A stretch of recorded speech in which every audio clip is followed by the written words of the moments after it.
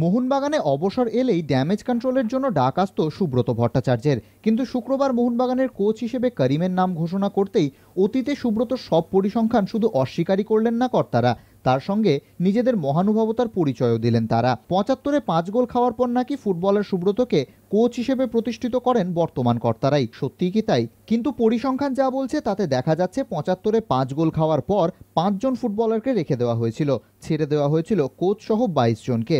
রোনাল্ডোরা ৬ গোল খাওয়ার পর কি তাদের তাড়িয়ে দিয়েছে ক্লাব? প্রশ্ন সুব্রতর। ৮৭-৮৮ সালে ধীরেন্দে তাকে প্রথম কোচ করে আনেন। সেই বছর সুব্রত পরপর ৩ বার হারান ইস্টবেঙ্গলকে, ক্লাবকে এনে দেন রোভার্স ডুরান্ড ও শতবার্ষিকী কাপ। এছাড়াও ইস্টবেঙ্গলকে ফেড কাপ, চিরাগকে ডুরান্ড, এফসিআই ও টালিগঞ্জকেও ট্রফি এনে দেন তিনি। তারপরও নাকি ২০০০-এর পর থেকে ক্লাবকে কোনো কিছুই দেননি সুব্রত।